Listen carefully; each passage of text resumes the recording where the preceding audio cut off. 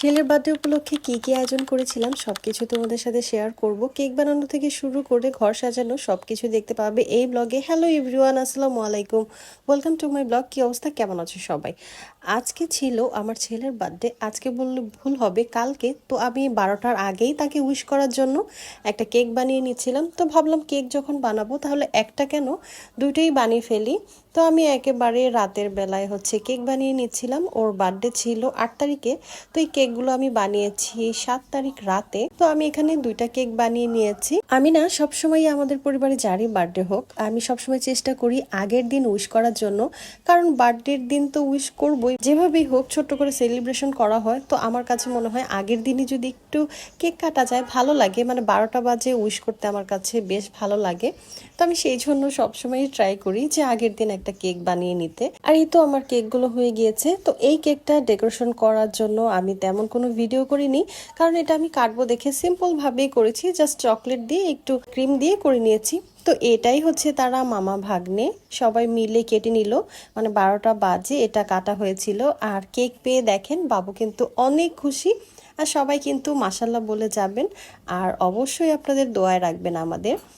তো এখন সবাই মিলে এই কেকটা খেয়ে নিলাম। আর এটাও যে এত দারুণ হবে, শুধু আমি জাস্ট সাইড দিয়ে কিছু চকলেট দিয়ে দিয়েছিলাম, তারপরও খেতে বেশ ভালো লেগেছিল। পরের দিন সকালে ওরা ঘুমিয়ে থাকতেই আমি এই কেকটা বানিয়ে নিয়েছি। কারণ বাবুদের সামনে যদি আমি কেক বানাতে যাই তখন কিছুতেই ওরা আমাকে এই কেকটাকে ক্রিম ফ্রস্টিং করতে দিবে না। তার আগেই বলবে মাম্মি একটু দাও খাই। এই জন্য আমি যখনই কেক বানাই তখনই দুইটা করে বানাই, যাতে একটা ব্যাকআপ রাখতে পারি। তো সেই জন্যই আমি দুইটা করি। কি আর করব, বাচ্চা যাদের আছে তাদের তো এই অবস্থা। আর যখন আমি সেল করতাম তখন আমি সেম প্রসেসেই করেছি, দুইটা করে বানাতাম, একটা বাসার জন্য আর একটা সেলের জন্য। যাই হোক, এখন আমি কেকটাকে সুন্দর করে কোট করে নিচ্ছি ক্রিম দিয়ে, সুগার সিরাপ দিয়ে। আসলে ফুল ভিডিও তো শেয়ার করা সম্ভব না, আর ফুল ভিডিও করাও সম্ভব না। আমি একটু একটু করে ক্লিপ নিয়েছি শুধুমাত্র আপনাদের সাথে শেয়ার করব বলে। তো এখানে আমি কেকটা বানিয়ে রেখে দিয়েছি। এখন আমি পিৎজা বানাবো, তার জন্য আমি ডো করে রেখেছিলাম।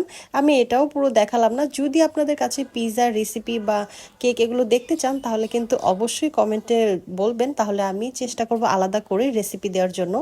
আর এই তো আমার পিৎজা ডোটা এত সুন্দর করে করা হয়েছে, মানে ডোটা এত সুন্দর হয়েছে যে কি বলবো। আপনারা দেখতেই পাচ্ছেন কিভাবে একদম অ্যাক্টিভ হয়ে গিয়েছে ইস্টা দেওয়ার সাথে সাথে। আর তারপরে আমি সব টপিং দিয়ে নিয়েছি আর পিৎজাটা বানাতে দিয়ে দিলাম। আর এখন ওরা সবাই ঘরের সাজাচ্ছিল, তো ওদের সাথেও টুকটাক সাজিয়েছি। আর এর ভিতরে আমার কেকটাকে ফাইনাল লুক দিয়ে ফেলেছি। এখন শুধু উপরে আরেকটু টাচ আপ বাকি আছে। তো আমি কেকটা ফ্রিজে রেখে দিয়েছি। আর এই তো এখন সবাই মিলে বেলুনগুলো ফুলিয়ে নিচ্ছিলাম। আর এগুলো করতে এত বেশি প্যারা লাগে।